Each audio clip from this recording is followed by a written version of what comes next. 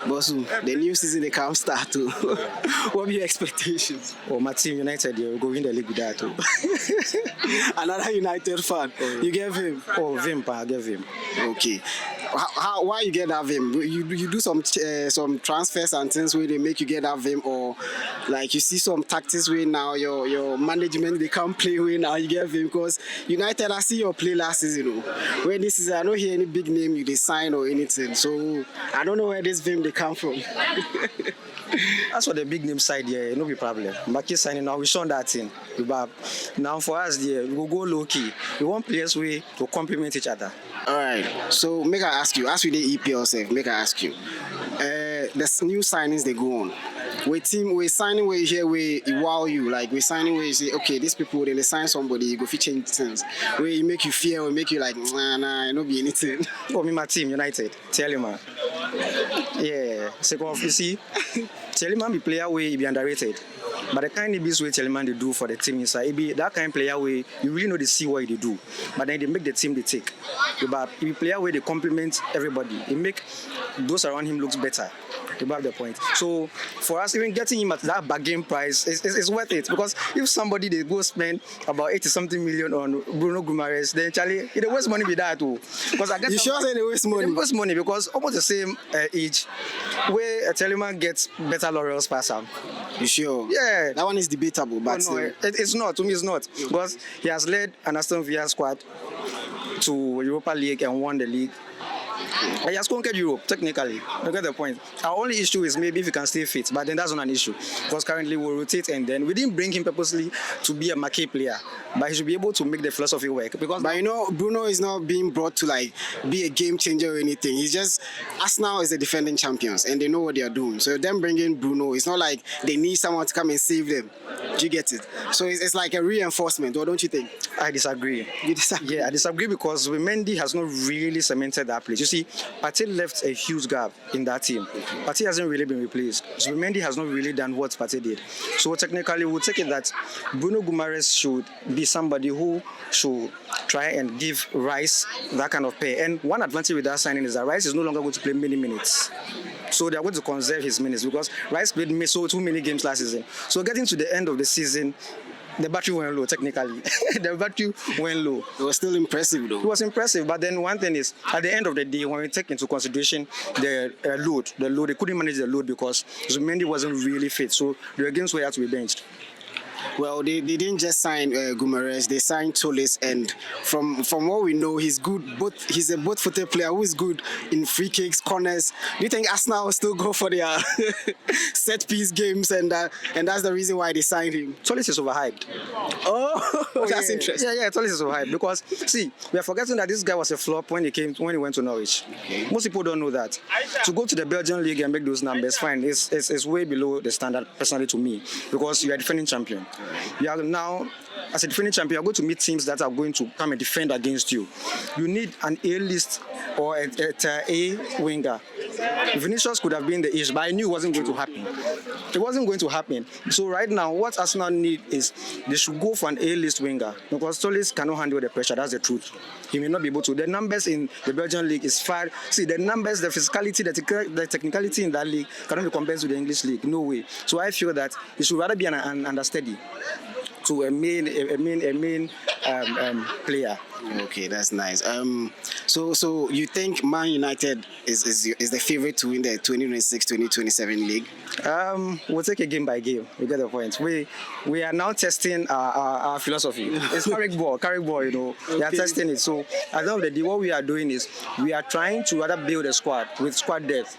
We are not fixated on the marquee signings. We are done with that era. Woodward wasted so much money. We are done with that era. Right now, Ineos are rebuilding the team.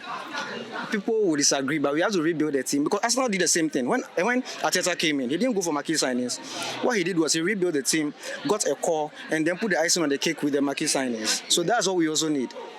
We have gone for somebody's 50 million player who they didn't value. But we are getting something good as in Santos. You get the point. We use Santos to defeat them, and they will cry. Right. I want us to move to La Liga, but before we move on, Caleb Bianchi signing to Coventry. What do you think about that? Personally, I think people will say it's a good move, but I feel it's a step below. The reason is that he's going to fight relegation battles. I feel at his young age, he should have gone to a team that has a project where he will be able to transform to the next level. Because currently we are playing for Coventry, who Coventry will not be fighting relegation battles. The signings they are making are not, I will not even say mid-table signings. You get the point? They're not mid-table signings. So at the end of the day, this young chap is going to be battling relegation. Look at the pressure when you are battling relegation. He needs a team like maybe a mid-table team, an Everton, a Brighton, where from that he goes to, he jumps to the next stage. But currently, from Coventry, it's likely he will go down to Coventry. 80% likely he will go down. And when he goes down, what happens? It may be that maybe another relegation team will pick him up again or what else. So I believe that, and he's at an age where he needs development. A coach will develop him. At Coventry, he may start games, but at 20 years or so, I believe that he should be a player who should be an understudy too. Because right now his game is so raw. We saw him at the World Cup. Yeah, you don't think Lampard can coach him or can like nurture him well? Lampard is not a good coach. We need to be truthful. Lampard is not a good coach. If you want a coach who can groom, is he not the one who brought Coventry into the league? There's a difference between bringing a team from the Championship and playing in the EPL. I think it's quite impressive as well. It's a big jump. You've seen him fail. And then it will happen again. It will happen. He will go down again, bring another team, and it will happen. Lampard may be the first casualty. He may be sacked before December. Yes, it's the truth. Because the signings he's making, you don't know exactly what he's trying to solve in the team. He's just going for the fringe players, apart from Yorenchi, the others are fringe players from EPL clubs, relegated clubs, and then you will not get the best out of them, no. Because we even want to watch the system you play. If he comes and plays that is attacking football, he will go down easily. With cheeky ease, he will go down. Yeah.